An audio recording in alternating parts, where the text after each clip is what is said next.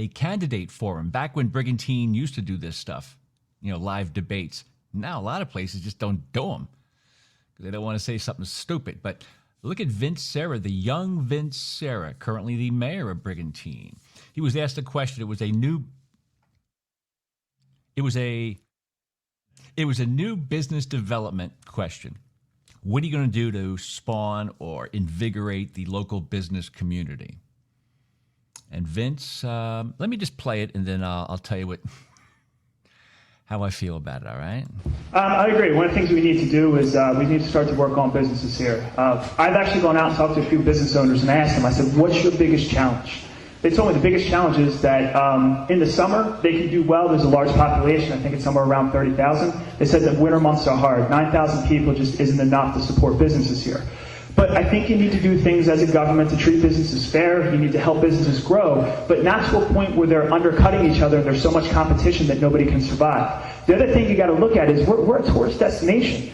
Our biggest source of tax revenue comes from non-commercial ratables. You talk about everybody who comes down here and they buys a summer home here. You look at the taxes on those property, they really are helping to support this community. And I think you need to find a balance between those two things. The other thing...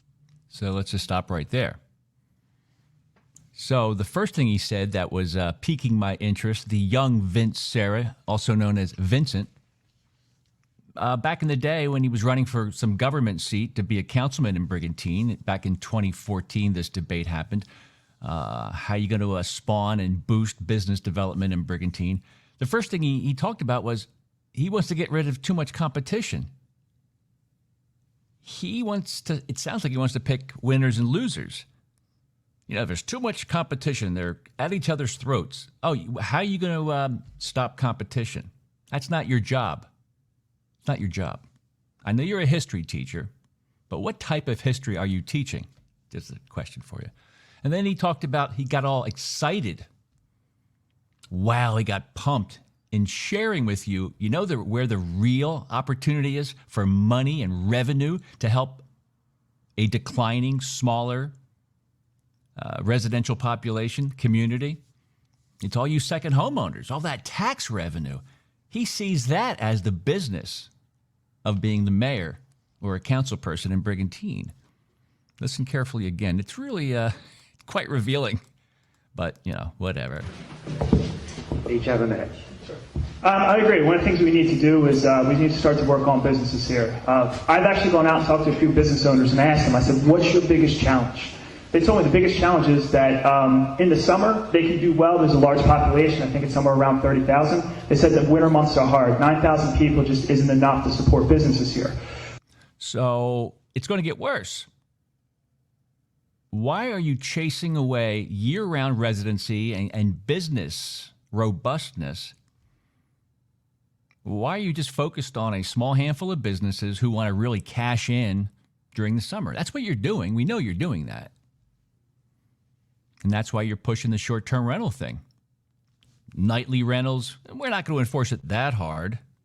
But I think you need to do things as a government to treat businesses fair. You need to help businesses grow, but not to a point where they're undercutting each other and there's so much competition that nobody can survive. Yeah, because there's going to be so much inventory in the short-term rental space that your good friend Tiger Platt from Absecon, New Jersey, right? He's going to determine who can operate a short-term rental and who can't. So Vince is actually giving you a heads up. This is a 9-year-old video. He's going to pick the winners and losers. And how about that? The other thing you got to look at is we're a tourist destination. Our biggest source of tax revenue comes from non-commercial ratables. He's so excited about sharing that. Our biggest source of revenue is non-commercial ratables. Second homeowners, you mean, right? See, that's why they're pushing for bigger McMansions, bigger homes, really maxing out the lot size with almost no setback, which gets dangerous. That's why they're pushing everything through. That's why you got to keep an eye on. Everybody should show up at the planning board meetings and say, turn the video cameras on. Let us watch these planning board meetings. You have all the equipment. It's right there. You got to hammer these guys because the more they build, a whole bunch of builders and developers and investors and LLCs, they are cashing it. They're having a good time. Can't blame them. But why would somebody like Vince Sera, the mayor of Brigantine, and all of city council, and the city manager and the CFO, why would they allow all this zoning to be disrupted, interjecting commercial within a residential zone? It's becoming mixed use. Why would they do that?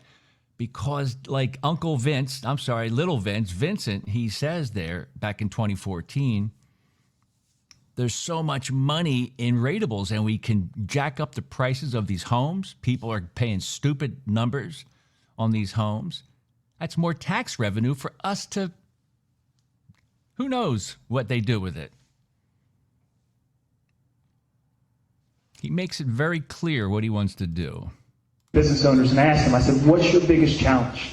They told me the biggest challenge is that in the summer, they can do well. There's a large population. I think it's somewhere around 30,000. They said that winter months are hard. 9,000 people just isn't enough to support businesses here. But I think you need to do things as a government to treat businesses fair. You need to help businesses grow, but not to a point where they're undercutting each other and there's so much competition that nobody can survive. But you're going to be able to pick who to put out of business, because we know there's plenty of examples where they have done very unsavory things to anybody that wants to open up or start a business in Brigantine, that possibly a city employee already has that business running, or they want it, they think they can do it better, all that stuff. There's a lot of unethical behavior that's happened in Brigantine City Hall over the decades. It happens everywhere, but Brigantine takes it to another level. They really do. They're like the world champions of greenhead politics is what they call it. Right, Vince? Right? The other thing you got to look at is we're a tourist destination. Our biggest source of tax revenue comes from non-commercial ratables. Second homeowners. So wouldn't it make sense for him to jack up the valuations, get higher assessments, maybe do a reval again one day? That's going to happen, and man, that's not going to be a good time for anybody. Revals. Because the prices are getting all whacked out. A lot of people underwater. Vince made it very clear. 2-night minimum. Who knows if we're going to count how many people are in that house? We're going to check all the newspapers to see if you're advertising correctly. Yeah, newspapers. I'm telling you, man, it's going to be... Can't you see what he's doing? Even the locals are just ashamed of what's happening, but they're pushing back now, I think. If you don't push back, your town, the way you grew up, the way you know it, over. Brigantine, all of Brigantine's a mixed-use zone. It's totally all mixed use. You can have a commercial operation in the middle of a residential neighborhood, right? That's right. Vince said it's okay. You talk about everybody who comes down here and they buys a summer home here. You look at the taxes on those property, they really are helping to support this community.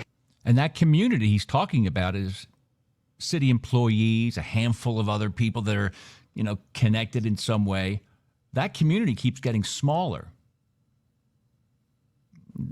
All of city council doesn't have no opposition candidates. Nobody goes against these guys. They all vote the same way. They all sit up there like idiots, like mannequins, when there's plenty of council people on the Brigantine City Council that want to speak up, but they got something on all of them. But one of them's going to break. Another one's going to go rogue. They're going to say, you got to stop this lunacy. And I think you need to find a balance between those two things. The other thing, too, is as you attract more ratables here and you increase the tax base, it starts to lower the tax burden for everyone. It doesn't do that. No, they just found new uses for all that new money. All those new ratables, they figured out a place to park that money, to buy, to provide sweet contracts for people. But they've been able to keep taxes relatively flat. At one time, I don't think they had a general ledger at one time. I'll dig up that video. I'm telling you, man, there's so many examples at BrigantineNOW.com where we show that, You can't believe they're doing this stuff. That a city government does this stuff. But they got away with it. They keep getting away with it. They get away with a lot of stuff that's bad, but they're getting caught here and there. Jeez. Thank you, Robert. All right. So I'm digging up some old classic Brigantine Now from October 2014. It's almost the anniversary of Hurricane Sandy, Superstorm Sandy. That's how Brigantine Now got started. Did you know that? Did you know that? How do I zoom in on this doggone thing? Let's see here. Zoom in, baby.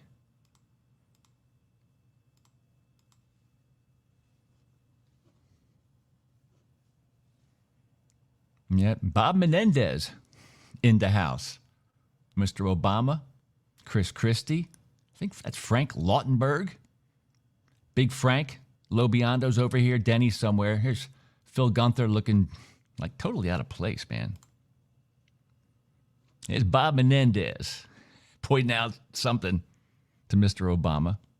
And Denny's in the back. Phil's in the back. There you go. Exciting.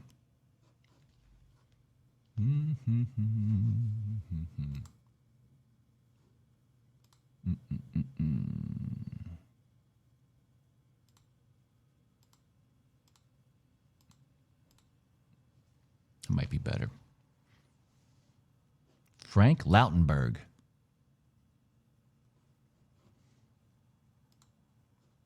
And Donna Van Zant. I don't think she likes this picture. Well, maybe it's a pretty awesome picture that captures the moment, that day, that time when Brigantine got walloped. Those are real tears, that's for sure. And Obama, it was only a matter of days before the election. What a crazy time that was, huh?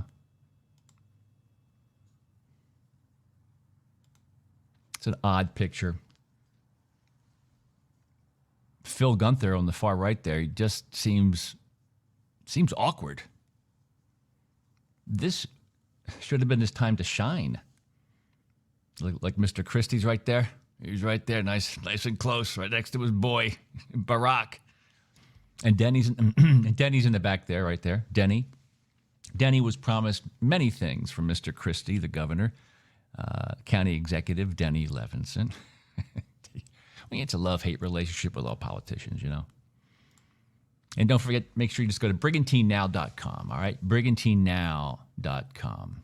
Oh, well, and we will one of these days, one of these evenings, we will go deeper into how did Brigantine Now start? How the hell did that thing get started? That pain-in-the-ass website, that blog, that fake news place, right, Mr. Gunther? Actually, it started right around Hurricane Sandy. I was teaching newspapers and TV and radio stations and newspapers how to use the web. I traveled the country, and I would put on seminars, and I would do, presentations, and just roll up my sleeves and show these newspapers and TV stations and radio stations how to utilize the web, how to build websites for clients. Big stations, too, I worked for, like Z100 in New York, Q102, Power 99 in Philadelphia. I was in Chicago, the Chicago Tribune, New York Times, Fort Lauderdale. Went to Mississippi. That was cool. Anyway, getting back to what I was trying to say is I got to create, instead of just doing PowerPoints and talking to people about, here, do this, do that.